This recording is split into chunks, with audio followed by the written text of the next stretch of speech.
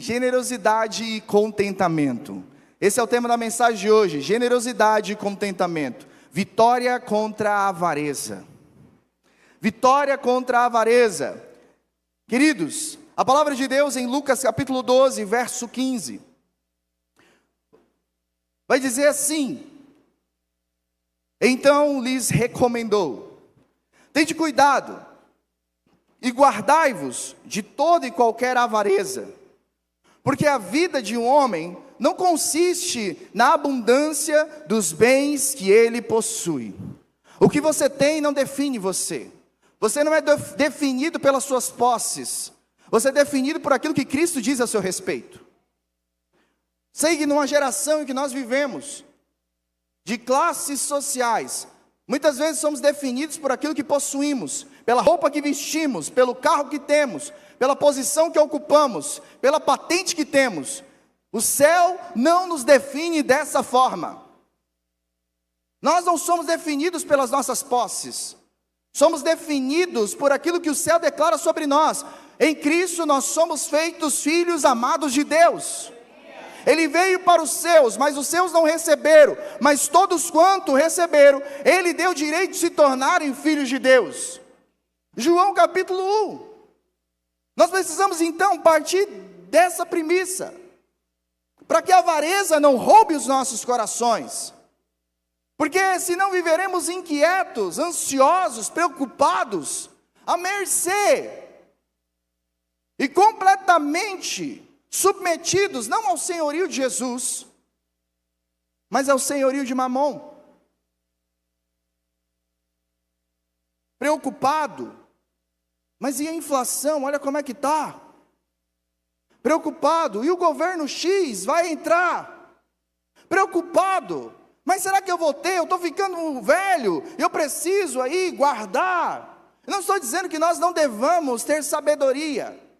Eu estou dizendo, irmãos, que a nossa dependência deve ser única e exclusivamente daquele que nos provê em tudo. Do contrário, ou nós seremos os nossos senhores, ou pior, Mamon será o nosso senhor. E mesmo estando em lugares como esse, ainda estaremos prostrados diante de um Deus que não é o Deus verdadeiro. A avareza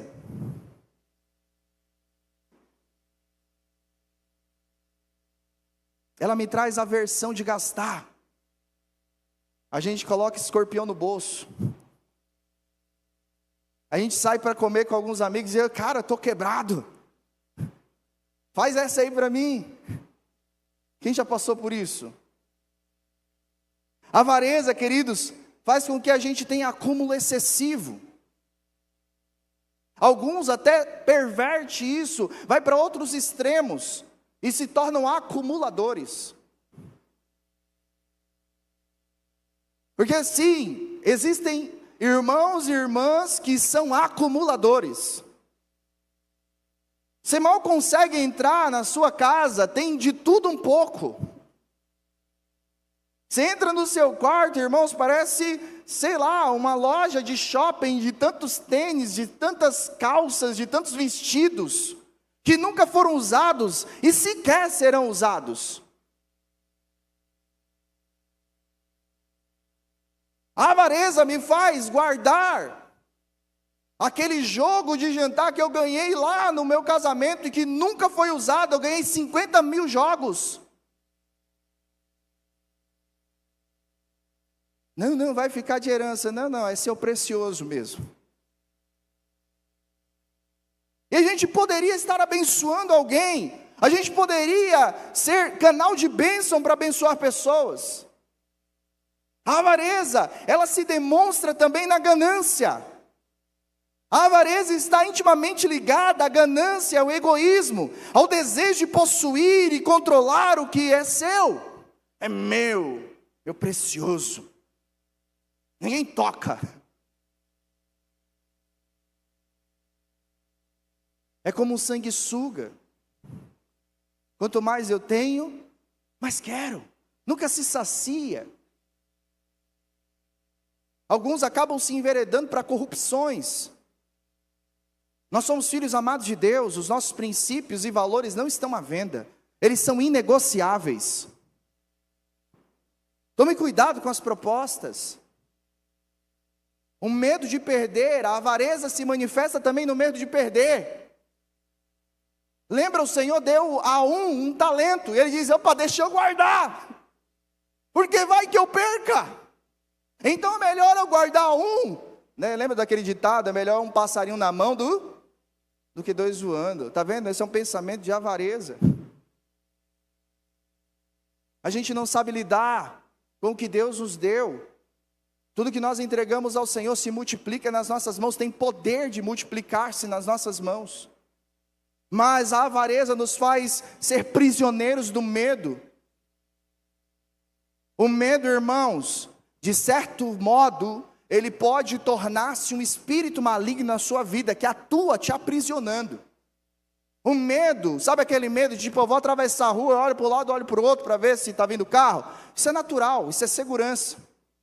Mas quando o medo se transforma em algo excessivo, na verdade ele domina você, ele é um espírito maligno. Por isso que Paulo vai dizer, sabe, Deus não nos deu um espírito de medo.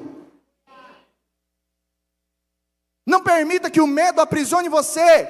Alguns anos atrás, na última eleição, nós vimos muitos cristãos amedrontados com medo do próximo governo que ia assumir. Eu não estou aqui defendendo governo algum, porque o meu governo é do céu.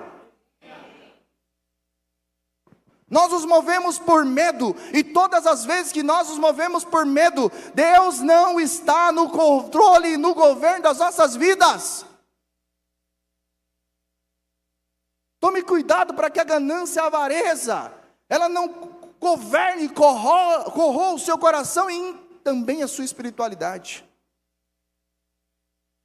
Não, eu não posso abençoar você não, fulano, porque e se eu não tiver depois para mim? Preciso cuidar da minha família. Não é assim? O medo nos governa. Sabe, queridos, fatores que podem influenciar um comportamento de ganância, de avareza, é a crescente expectativa de vida. Pessoas mais velhas podem poupar mais para garantir o seu futuro financeiro, devido à expectativa longa de vida. Então vou esconder no colchão, eu vou guardar. Você já viu esse tipo? Conheci muitas histórias de pessoas que partiram dessa, sabe, e depois seus familiares encontraram dinheiro em muitos lugares. Avareza, ganância. Está entendendo, irmãos? Fatores pandêmicos podem sim ser um fator de risco para que a avareza nutra e seja nutrida no seu coração. Sabe, a instabilidade econômica causada pela pandemia do Covid-19, por exemplo, gerou uma instabilidade emocional em todos nós. Muita gente, a maioria de nós, nunca mais somos os mesmos. Inclusive, a maneira como nós lidamos com os nossos recursos. A inflação, como eu disse, o aumento dos custos de vida, o aumento dos alimentos, o aumento dos planos de saúde, o aumento das escolas, aumento das coisas que nós gostamos de investir os nossos recursos, nos faz, irmãos, estar à mercê muitas vezes da avareza.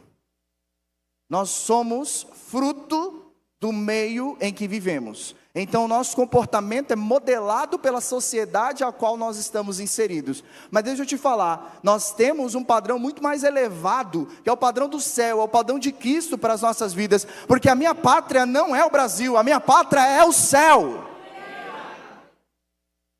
É o céu. O que nos aguarda é o céu. Então eu preciso ter esse entendimento, que o meu padrão é mais elevado. É por isso que o apóstolo Paulo vai dizer, não se conforme com o padrão do presente século. Sim, eu não devo ficar alheio numa bolha, sabe, crentez, em que eu não consigo, estou tão alienado que eu não consigo ouvir as notícias que estão acontecendo à minha volta. Sim, eu devo saber o que está acontecendo no mundo que me rodeia. Mas a minha mente deve sempre estar no céu. É do do céu que eu me movimento. Sim, eu olho para as circunstâncias, mas subo ao céu para saber como agir diante das circunstâncias. Veja bem, nós acabamos de orar e ler Hebreus 4:16. O véu se rasgou, eu tenho acesso ao trono da graça. Então, irmãos, não é uma impossibilidade, na verdade é uma realidade. Eu posso estar no céu, com os meus pensamentos elevados a Cristo Jesus, e então do céu, de uma perspectiva elevada, tomar decisões na terra. Mas a mesquinhez, a avareza, tenta governar o meu coração. Então eu caio ou num extremo da teologia da libertação. Crente precisa ser pobre, crente não pode ter recursos. Ou então eu vou para outro extremo. Não, Deus não te fez para ser cauda, Deus te fez para ser cabeça, irmão. Se você pensou, se Deus permitiu que você olhasse, se Deus permitiu que você tocasse, é porque Ele quer te dar. Isso é teologia da prosperidade. Um outro lado da moeda, teologia do coach. 2 Coríntios capítulo 9, verso 11. Vocês serão enriquecidos. Olha o contraponto, irmãos, de Lucas 12, verso 15. Vocês serão enriquecidos. É Deus que está falando isso através do apóstolo Paulo. Eu não devo me preocupar de maneira demasiada com insegurança. O meu Deus sabe tudo o que eu preciso. O meu Deus, Ele está no controle e no governo de tudo. O meu Deus, Ele não se esqueceu de mim. O meu Deus, Ele governa de maneira soberana. Ele é soberano sobre os filhos e filhas dEle. Então não devo me preocupar. Como o próprio Jesus diz, se um homem mau sabe dar coisas boas aos seus filhos, imagina o nosso Pai Celestial. Então por que andar preocupado? Por que andar desesperado? Eu não ando com desespero, eu ando com esperança. Nós somos filhos da esperança, e essa esperança não nos decepciona. Eu não sei onde você tem ancorado a sua alma, mas em nome de Jesus, ancore naquele que morreu e ressuscitou para você, por você. Para que você tenha esperança, uma viva esperança. E não fique decepcionado. Governos te decepcionam, pessoas te decepcionam, o sistema bancário te decepciona, mas Jesus não nos decepciona. 2 Coríntios capítulo 9, vocês serão enriquecidos de todas as formas, para que possam ser generosos. Jesus quer enriquecer você.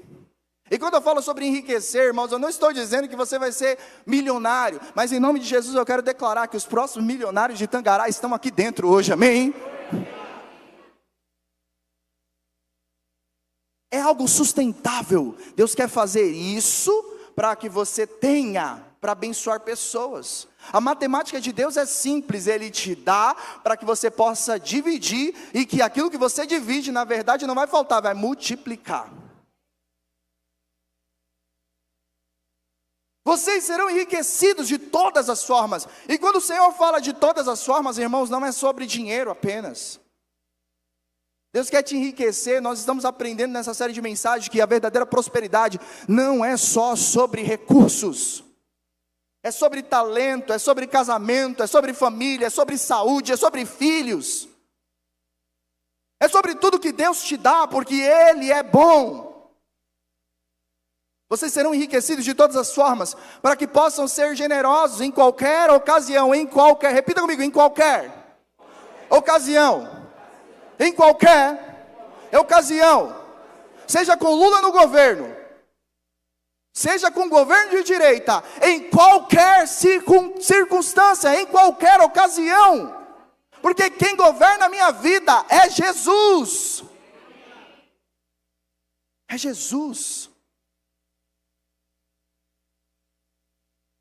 Eu não posso me contentar com um nível raso de evangelho ou de espiritualidade, em que eu me detenho com base em quem governa, em que eu me detenho com base na realidade, nas circunstâncias que me rodeiam. Nem sempre, ou na maioria das vezes, as circunstâncias que te rodeiam não é a verdade absoluta sobre a tua vida. Jesus, Ele te libertou. Vocês serão enriquecidos de todas as formas, para que possam ser generosos em qualquer ocasião, e por nosso intermédio, a sua generosidade resulte em ação de graças a Deus. Nós estamos falando sobre um período difícil da igreja, um período de perseguições, um período sim de expansão, de crescimento, mas de perseguição.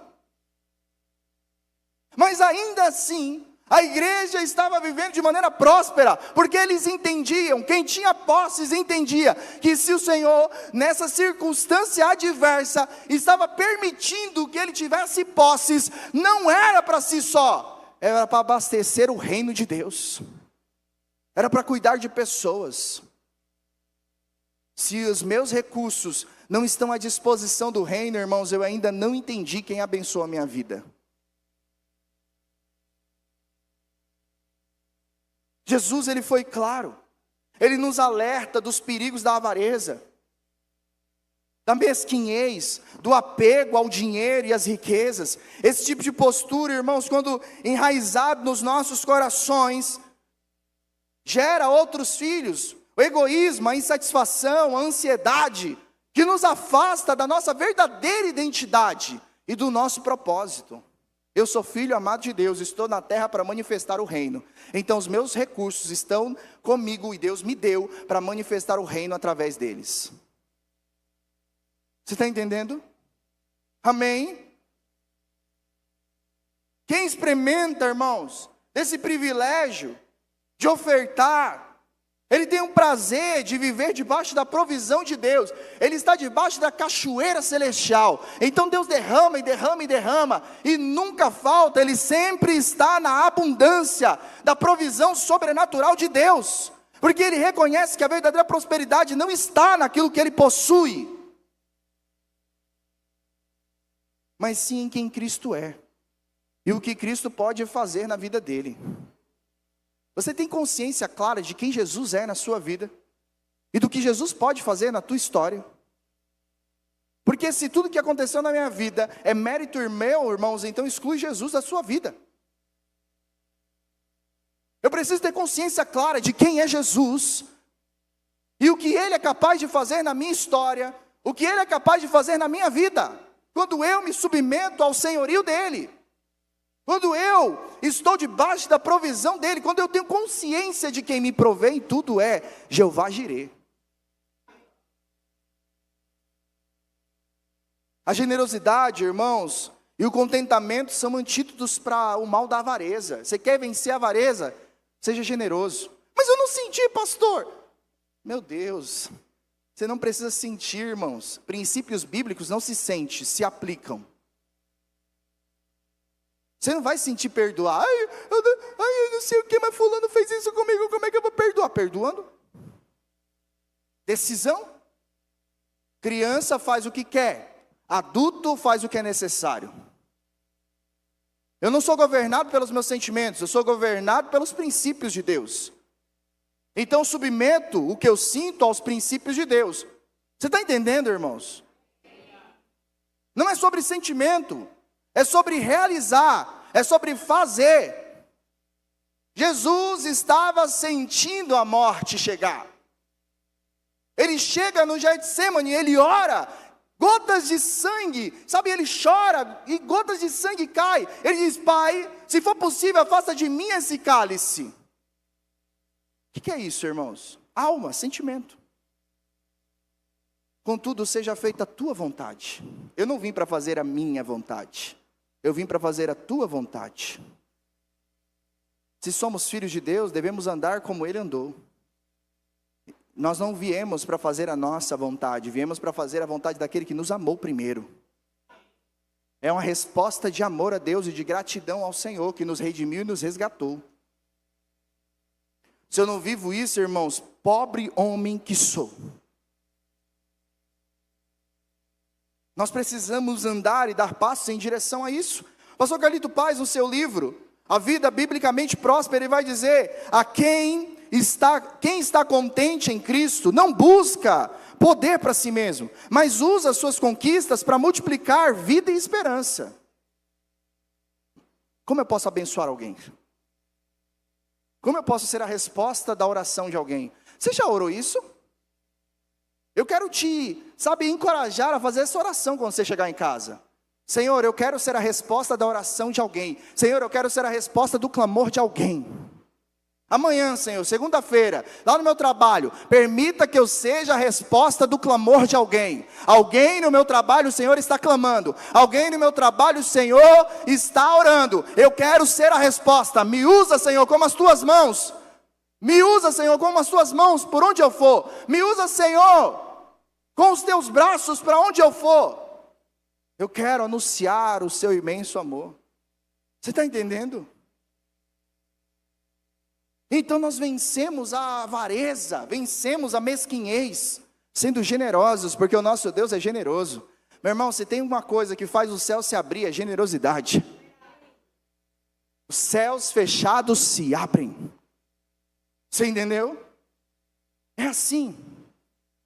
A generosidade faz o céu se abrir. Jesus veio em resposta à vontade trina de Deus. Habitou essa terra, cumpriu cabalmente cada um dos seus desígnios. Ele chega no dia de inaugurar e começar o seu ministério público. Primeiro precisava ser batizado. E ele responde com humildade, com generosidade. Ele vai ao Jordão, ele se batiza, ele passa por aquilo que todos os judeus estão passando. E então os céus se abrem. Este é o meu filho amado, de quem eu tenho prazer, de quem eu me alegro. A sua generosidade faz o céu se abrir.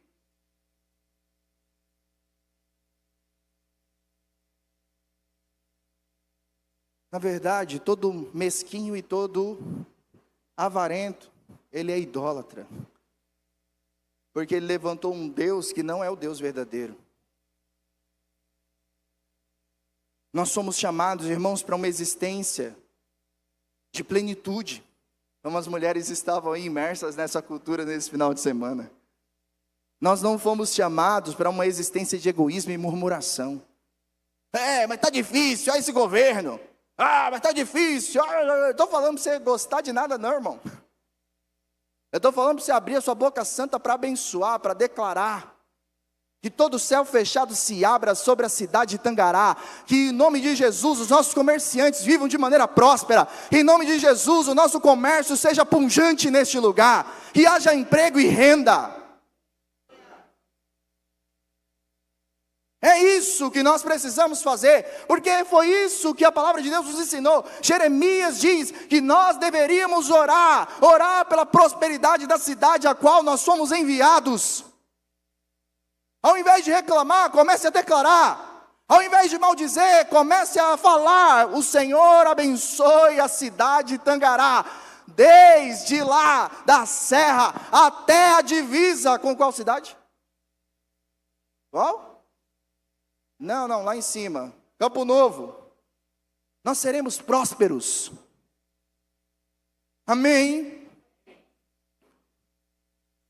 Nós não fomos chamados, irmãos, para viver uma existência de egoísmo e murmuração. Não é esse chamado que nós recebemos.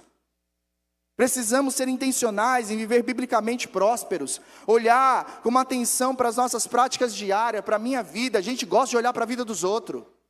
Olhe para a tua vida. Faça aí o exercício amanhã pela manhã. Olhe para o espelho e diga: ó homem, ó mulher. Eu te conheço, viu? Você fez isso? A gente gosta de olhar para os outros. O meu chefe não está me vendo. Não, nem você está se vendo. Você não consegue se enxergar com os olhos que Jesus te vê. Então você está sempre insatisfeito e reclamando, ao invés de agradecer pelo emprego que você tem. Então, como em sã consciência o céu vai se abrir para você, se você é o único que reclama e é crente dentro da sua empresa? Então, sabe, 10 mil serão abençoados do seu lado, 1000 à direita, e você nunca vai ser atingido.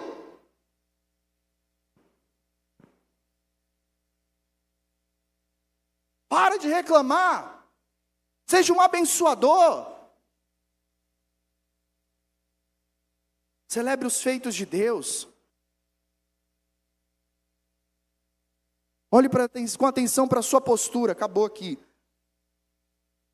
As nossas práticas diárias, a sua postura perante as circunstâncias. Sabe, olhe, diante das circunstâncias pequenas ou grandes, como é que você reage, como é que você age? Irmãos, a gente pode controlar algumas atitudes nossas, mas a reação não. Você está entendendo? É só a água quente num sachê de chá vai trazer para fora aquilo que você é por dentro. Já viu gente reclamando? Mas esse jejum está difícil, eu não estou conseguindo, como é que eu não consigo tomar sabe, ficar sem tomar café, dá dor de cabeça, e aí eu estou com raiva. Não, é quem você é de verdade. O jejum só está te mostrando, trazendo para fora. Está entendendo? Aleluias. Nós precisamos ser intencionais, viver de maneira bíblica e próspera, olhar com atenção para as nossas práticas. Será que eu estou errando? Irmão, presta atenção, quem viola princípios, irmão, escolhe consequência. Sabe, eu sou uma pessoa que eu tropeço, faço os outros tropeçar, eu persigo os outros, eu sou problema onde eu estou, sabe, eu dou dor de cabeça para todo mundo. E aí, irmãos, eu não vejo aparentemente as coisas, o resultado acontecendo na minha vida, porque é espiritual. Mas tem vazamento no encanamento. Você pode olhar para esse tipo de gente. A vida financeira não anda boa, a saúde talvez não anda boa, a família não está bem, casamento não está legal, a empresa não está bem, as coisas não estão acontecendo. Em alguma área vai existir vazamento, mas o grande problema é que ele é incapaz de olhar para si mesmo, ele responsabiliza os outros. Então é o governo, é o fulano, é meu chefe, e não sou eu pelas minhas atitudes, que estou colhendo o resultado do que eu plantei. Se você quer, irmãos, uma colheita nova, lance uma nova semeadura.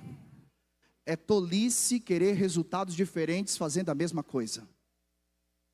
Fecha a boca, não tem o que falar, fecha a boca. Pare de falar pelos cotovelos. Cultive o amor por Jesus em seu coração, de ser discípulo de Jesus apaixonado, sabe, um doador extravagante. Seja como Jesus. Pastor, mas eu não sinto. Não precisa sentir, amado. Pega lá e vai e faz. Entendeu? Eu não senti de fazer isso, mas eu vou lá e faço. É simples. É ação, é atitude. É exercício. As mulheres ouviram isso aqui. Final de semana todo. Quem gosta de ir para a academia, mas você entende que é necessário para a sua saúde. As disciplinas espirituais é a mesma coisa, os princípios espirituais são imutáveis. Meu irmão, eu sei que eu preciso ser generoso, então eu não vou esperar sentir, eu vou fazer agora.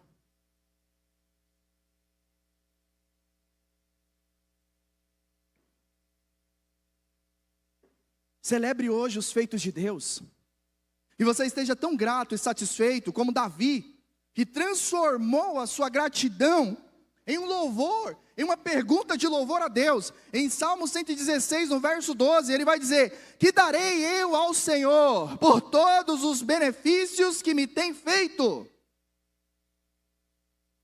Deus tem sido gracioso sobre a sua vida, você consegue ver isso? Então faça essa música, cante essa pergunta: o que farei eu ao Senhor por todos os benefícios que Ele tem feito na minha vida? Já viu aquele corinho antigo? Conte as bênçãos e diga quantas são. Que você recebeu, não foi do governo, não foi do seu chefe, não foi pela sua capacidade, foi da divina mão. Foi da divina mão. Meu irmão, Deus humilha a nossa inteligência, para que nós sejamos dependentes dEle. Paulo vai dizer, sabe, que considerava tudo tudo que ele alcançou, títulos, tudo, como esterco, para que ele agora pudesse alcançar o verdadeiro conhecimento, Cristo. Cristo em vós, a esperança da glória. Cristo em vós, a esperança da glória. Cristo em você, a esperança para o seu patrão. Cristo em você, a esperança para a sua escola. Cristo em você, a esperança para essa cidade. Cristo em você, a esperança para essa igreja. Então, para alcançarmos a vitória contra toda a avareza,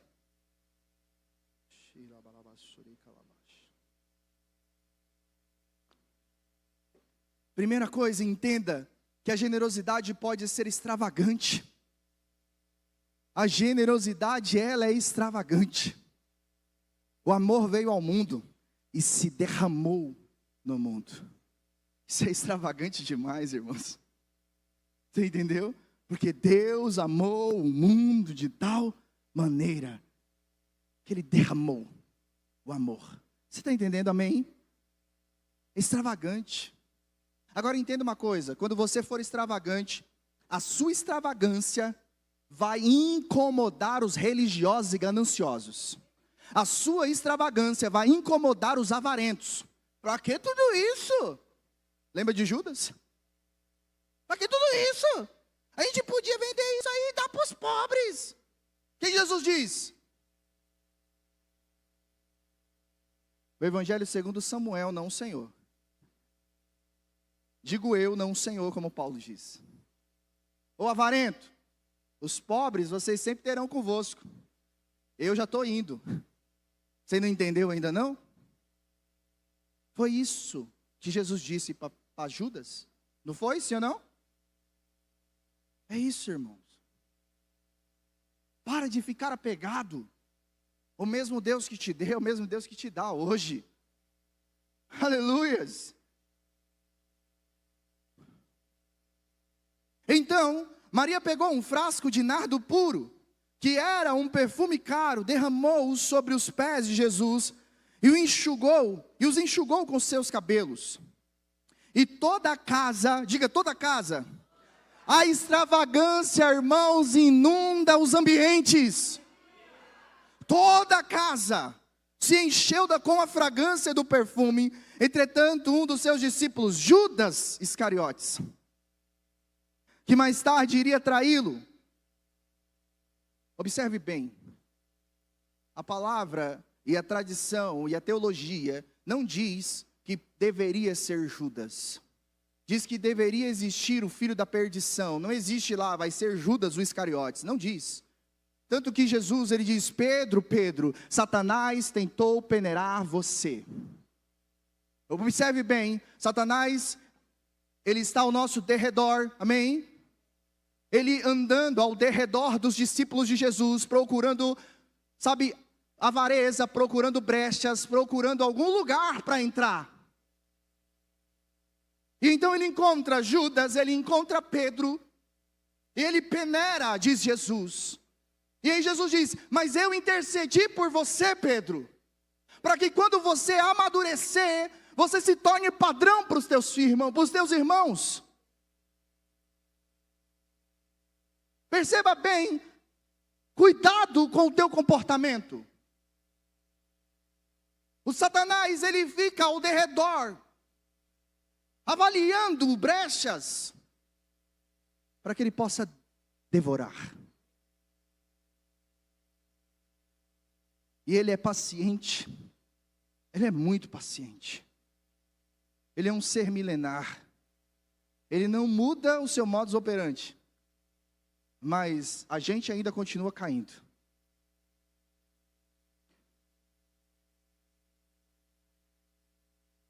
Tome cuidado com as brechas da sua vida. Leia Neemias, levante muros imediatamente.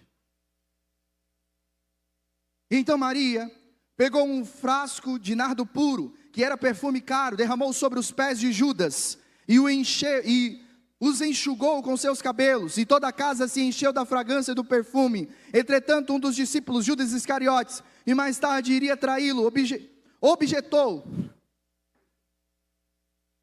por que este perfume não foi vendido e o dinheiro dado aos pobres?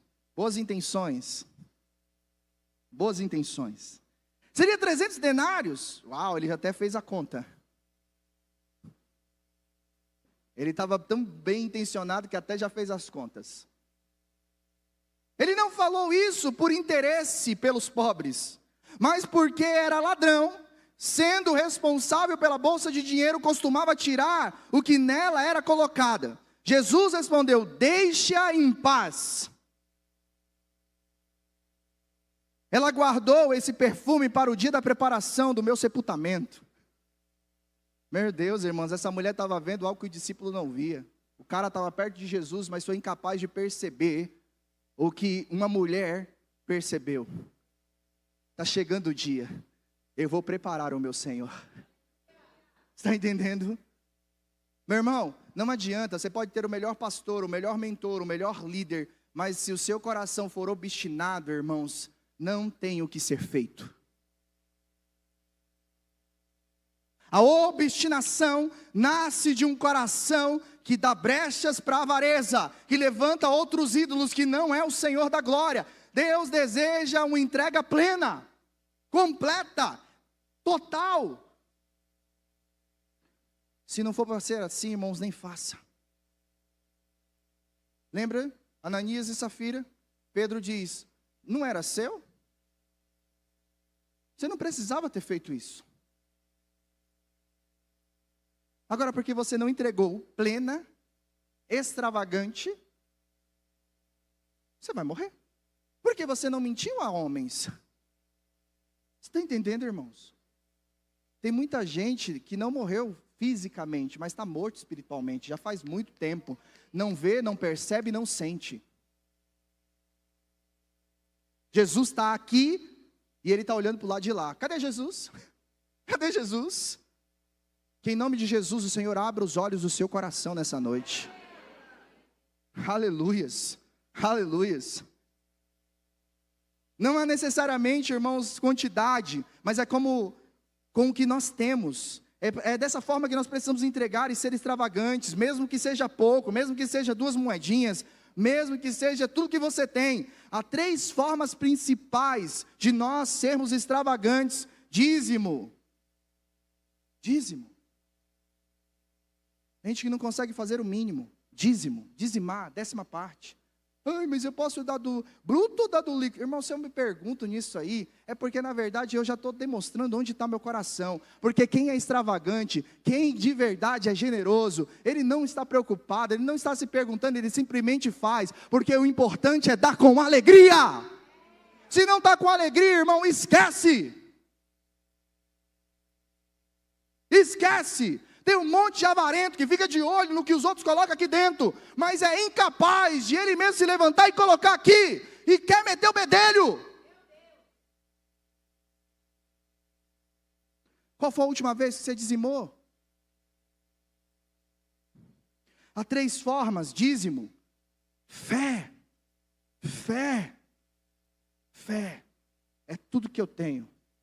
Um punhado de farinha e um pouquinho de azeite. É tudo que eu tenho. Mas está aqui, homem de Deus. Você lembra dessa história? Você lembra dessa história? Graças a Deus, alguns ainda leem Bíblia, né? A terceira coisa, irmãos, é a oferta generosa. Eu me levantar e falar assim, ó, está aqui. Vendi um terreno. Está aqui o dízimo do meu terreno. Não, mas eu já devolvi quando eu comprei. Não, mas eu vendi, o Senhor me abençoou para vender. Está aqui. Eu vendi por 100 mil. Está aqui, 10 mil, correto? Está aqui. Porque é do Senhor. Não, mas eu vou dar só um pedaço. Meu Deus, irmãos. Generoso. Fé. Fé.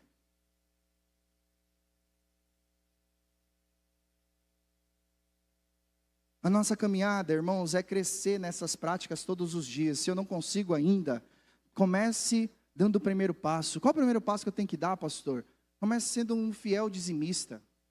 Simples assim. Mas e eu não fui? Meu irmão, eu não estou olhando para aquilo que você deixou de fazer. Jesus está olhando para aquilo que você vai fazer agora. Ai, não, então deixa eu contabilizar aqui quantos anos eu deixei de dizimar. Não, não, Jesus não está preocupado com isso. Jesus está preocupado com a conversão do seu coração agora. Jesus olha para você daqui para frente.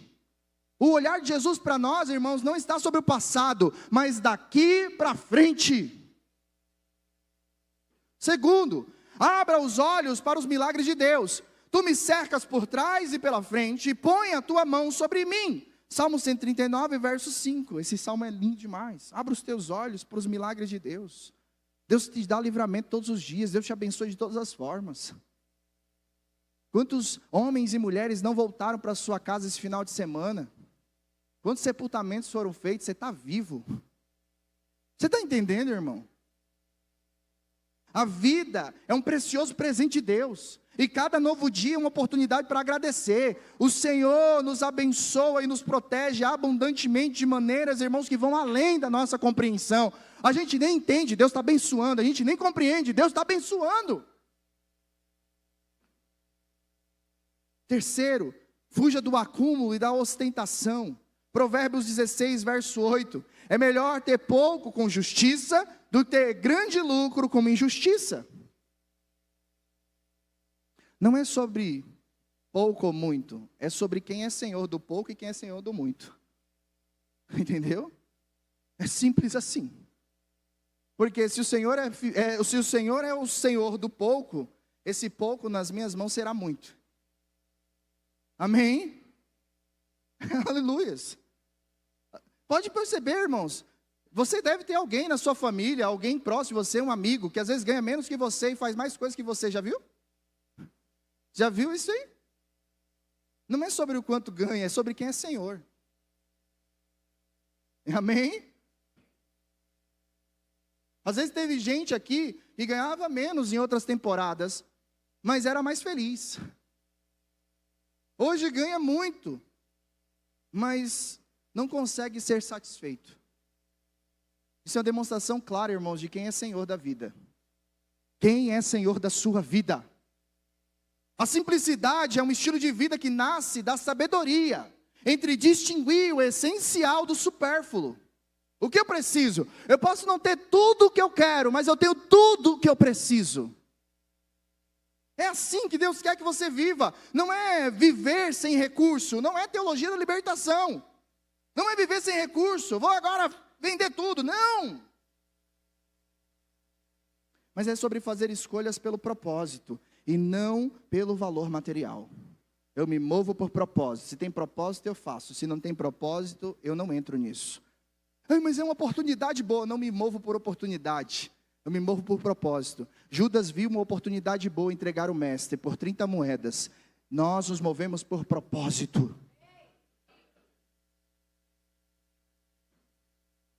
Quarto, confie na provisão diária e sobrenatural de Deus. Deus é soberano. Deus é soberano.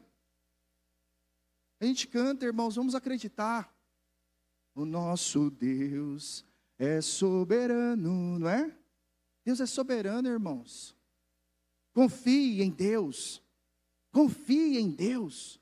Confie em Deus. A gente é tão desconfiado de tudo e de todos, irmãos. Confie em Deus.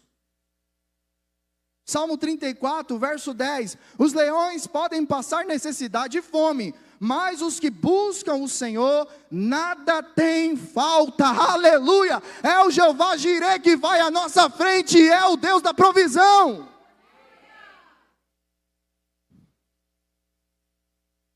Uma mente ansiosa está constantemente, irmãos, pensando no que pode nos faltar, ou nas tragédias que podem nos assolar. Mas e se vier aí um negócio, se vier um cataclisma, e se de repente o ano que vem colapsar, como é que vai ser?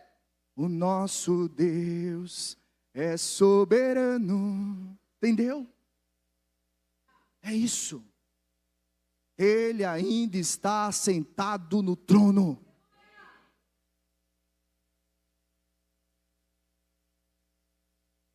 Nós andamos por fé.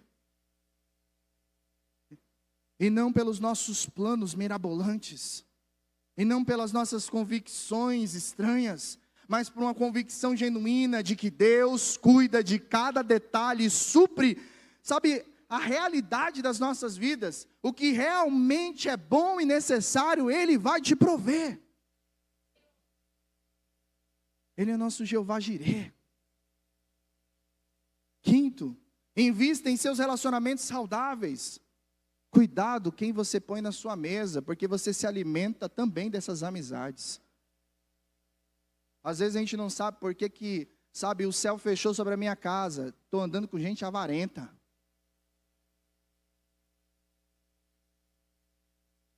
Estou andando com gente gananciosa. Não é o que eu digo, irmãos, são os profissionais da área. Dá uma conversada com qualquer psicólogo, psiquiatra, qualquer terapeuta. Você se parece com as 5 pessoas com as quais você mais anda. Quem está sentado na sua mesa? Por isso que o salmista vai dizer no Salmo 1: como é feliz o homem que escolhe a mesa que senta. Como é feliz o homem que não se assenta na roda dos escarnecedores. O seu prazer está na lei do Senhor, e nessa lei ele medita dia e noite. Ele é como árvore plantada junto a ribeiros de águas tranquilas, dá o seu fruto no tempo certo, e as suas folhas nunca murcha. Mas os ímpios não encontrarão lugar na congregação dos santos, dos justos. Tome cuidado com quem você anda. Invista em relacionamentos saudáveis. Tem gente que anda com um pensamento errado. Eu vou colar perto aí do fulano, porque o fulano pode ser, né, a minha conexão para o upgrade na minha vida. Tome cuidado, porque na igreja existe isso também, viu? Tome cuidado. Igreja é uma comunidade, nós estamos à mercê disso. Entra todo tipo de gente, crente e não crente.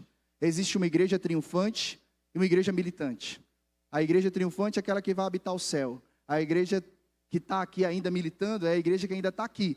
Ainda há joio no meio desse trigo. Gente que nunca se converteu de verdade.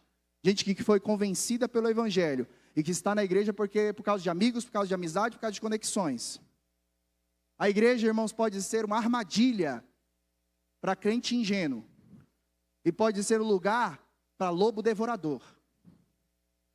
De chegar perto e fazer conexões. E bem intencionados, nós abrimos a porta da nossa casa. E quando nós menos pensamos, eles devoram as nossas ovelhas.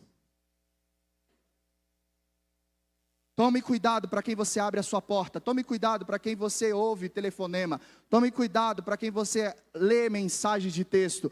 Tome cuidado.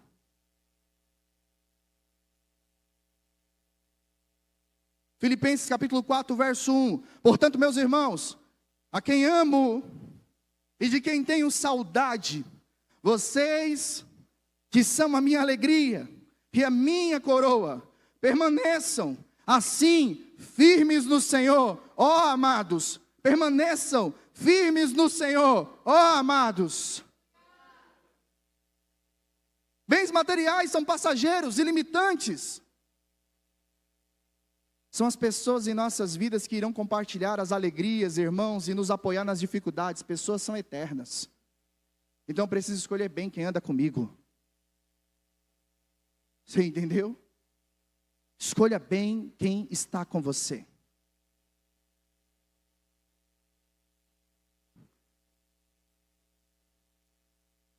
Pessoas sempre à frente de coisas, irmãos, e de vantagens, amém? Eu não posso me relacionar com as pessoas pensando em tirar vantagem delas, mas o princípio cristão é amar. Como eu posso te amar? Como eu posso te amar? Como eu posso ser Jesus com pele na sua vida? Como eu posso? Não é sobre o que você pode fazer por mim, é sobre o que eu posso fazer por você. Entendeu?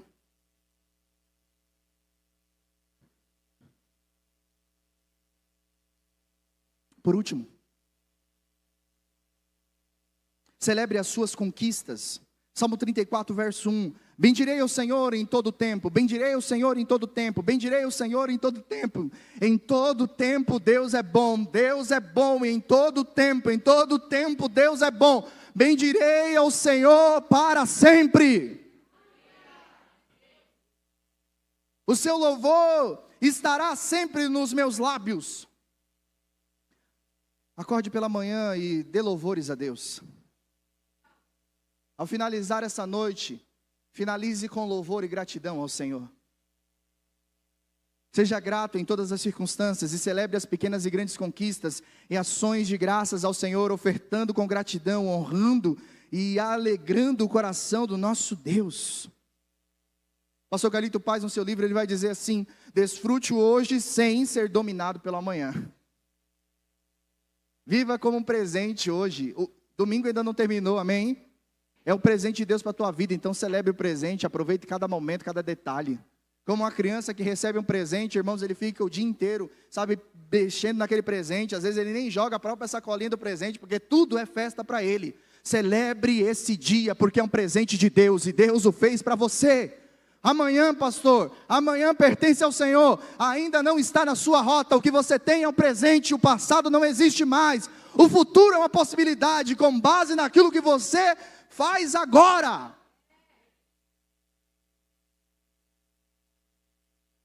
A jornada, irmãos, vale a pena. Cada pequena etapa com Jesus é motivo de celebração.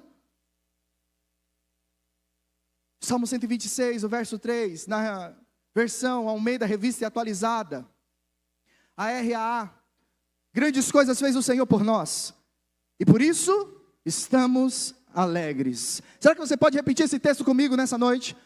Grandes coisas fez o Senhor por nós, e por isso estamos alegres. Ninguém vai roubar a minha alegria. Ela não é circunstancial, ela provém de Deus. Aleluias!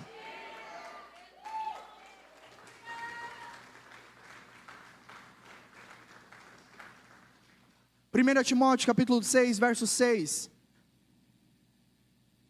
na tradução NVT, nova versão transformadora. No entanto, a devoção acompanhada de contentamento é em si mesma grande riqueza. No entanto, a devoção acompanhada de contentamento é em si mesma grande riqueza. Paulo, escrevendo à igreja em Tessalonicenses, ele vai dizer: alegrem-se. Outra vez direi, alegrem-se. Eu não sei o que tem roubado a sua alegria, mas em nome de Jesus, que nada nem ninguém, a partir de hoje, roube de você aquilo que Cristo te entregou. Você é feliz, você é alegre, não com base nas circunstâncias, mas no decreto do céu.